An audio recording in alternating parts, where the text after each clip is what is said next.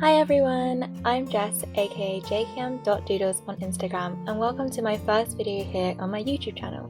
If you'd like to see how I created this July bullet journal cover page, as well as how I created the 3 moving parts, then keep on watching. The first thing to mention is that this cover page actually uses up 6 sides of the journal altogether, since we'll need to hide the pop-up elements, so just a heads up, leave 2 pages before you start. As you can see, I decided on the Jungle Book as my July theme. The way I actually decided on this was a bit random, to be honest. I was browsing through my bullet journal and realised it's been a while since I used a green or blue colour scheme. There's been quite a few golds, reds and pinks lately, so I spent some time racking my brain for a good theme to incorporate some green and blue, and that's really how this Jungle Book theme came about. I do love a bit of Disney, and the songs are just so iconic. I do sometimes decide on monthly themes based on colour, and sometimes it's based on live events happening at the time, my favourite things, or things I just associate with that month. But it's always a lot of fun to have a brainstorming session with my close friends for ideas. And if you have any suggestions or recommendations for themes that I should try out, then feel free to let me know in the comments section. So for this cover page, I've based it mainly off the 1967 movie scene where Mowgli and Baloo are swimming while singing along to the bare necessities, but I wanted to also include as many of the main characters as well, so I'm also adding them in. I'm really packing quite a lot into this spread. There's literally going to be no white space, and it's definitely one of my more artistic and illustrative monthly cover pages where there's a lot more drawing involved. However, you can definitely recreate this and make it a lot simpler. If you remove the background and just include the animals and the characters, throw in some cute washi tape, and it will still look really cool. Alternatively, you can focus on recreating the pop-up moving parts and use printouts of the animals instead of drawing them out.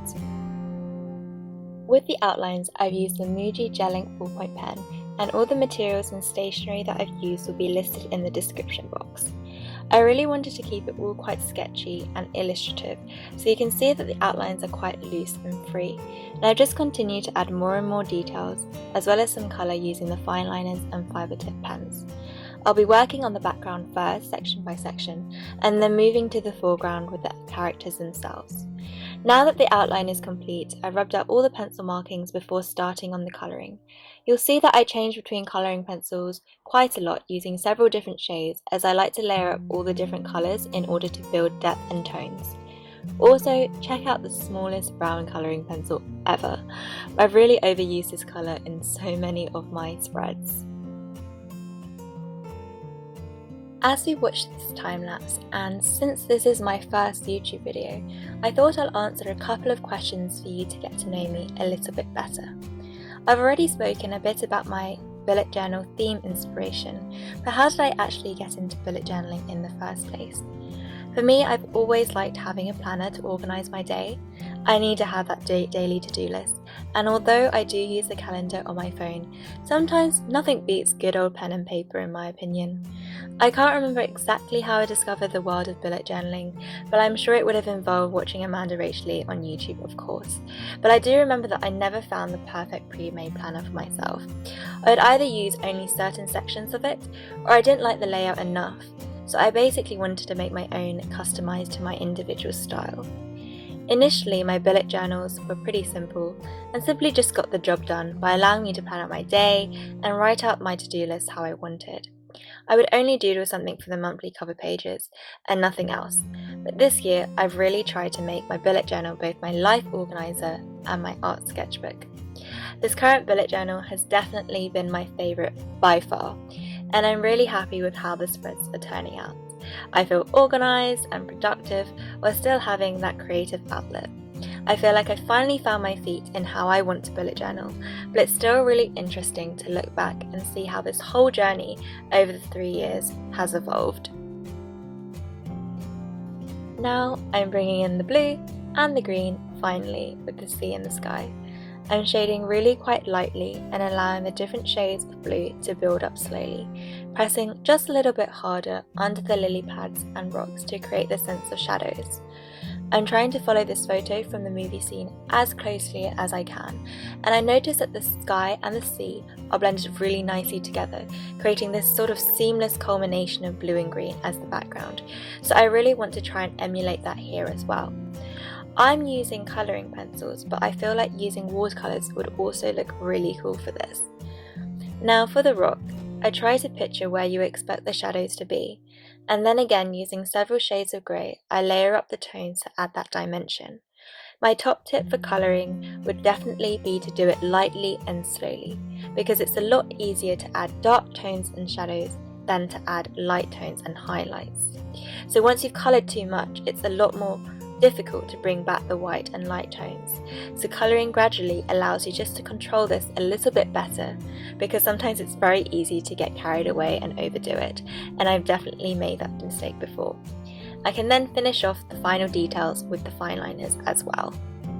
The background is really coming together now, and as I'm adding those finishing touches with the colouring pencils and felt tip pens, I'll answer another question, which is what is my favourite bullet journal theme so far, which I've actually answered recently on my Instagram stories.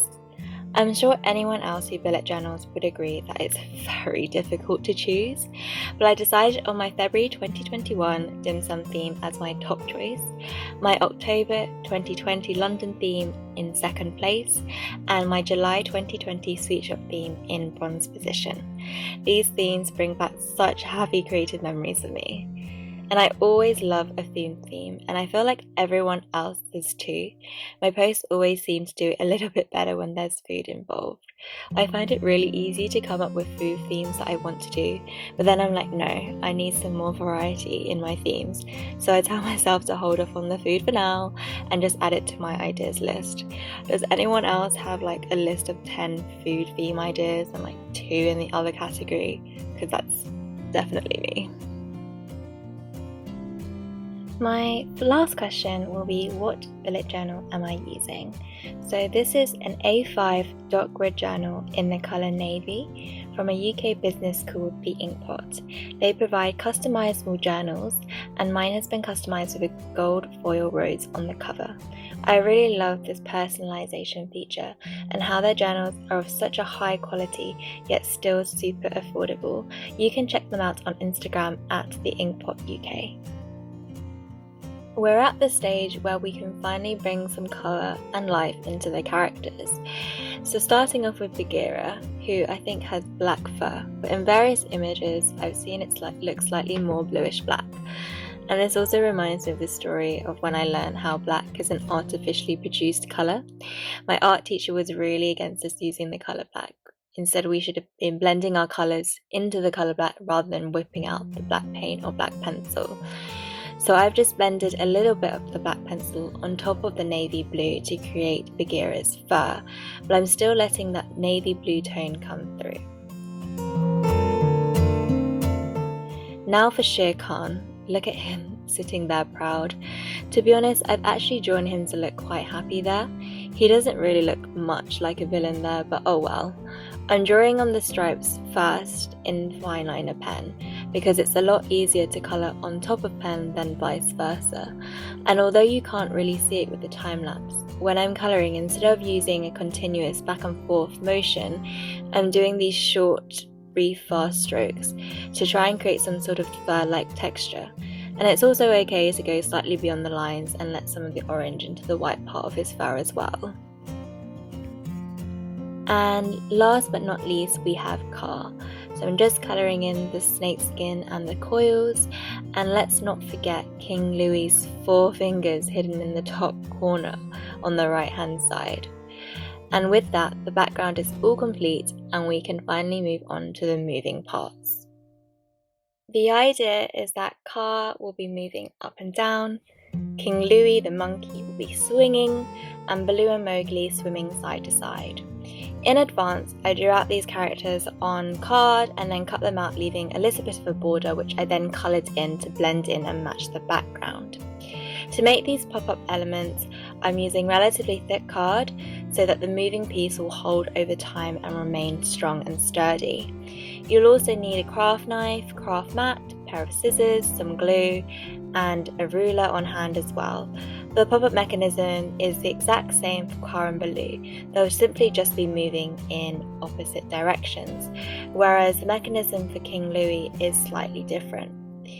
Just as a heads up, unsurprisingly, given that this is my first YouTube video, my filming technique was definitely not perfect. So for this first moving piece, you can see more of my hands right now than what I'm actually doing. So we're just going to whiz past this, since it's the exact same mechanism for blue, which luckily I filmed well. So hopefully it will still make some sense, and I'll try to explain the best that I can what I'm doing to create the moving piece. But first, the moving part for King Louis, and the mechanism is essentially a pivot. It sort of reminds me of those metal split pins, also called paper fasteners, I think. I'm basically creating the same thing but in card. So I first cut a small circle out of the cover page using my craft knife, and then I'm taking 3 pieces of card, 2 rectangles and 1 square piece. I'm bending both rectangles about 1 centimeter from the top and then joining them together by gluing on the square piece. So one half of the square piece is connected to one rectangle and the other half of the square piece to the other rectangle. It's all a little bit fiddly, but it doesn't have to be the most precise in size. We can always trim it down later to fit more nicely. As long as it has the same function as a split pin, then it should work well, and it can then just be left to the side to dry. Now for Baloo, who is going to be moving side to side. Although he's in the position to be swimming backwards, if I was to make him only move to the left, this would mean that part of the mechanism would be sticking out way too much out of the bullet journal. So I've tweaked it slightly so that he can be swimming in both directions. The first step is to cut a strip from my monthly cover page, and it's going to be the length that I want Baloo to move, which for me was 10.5 centimeters. The strip doesn't have to be particularly wide, just 1 or 2 millimeters.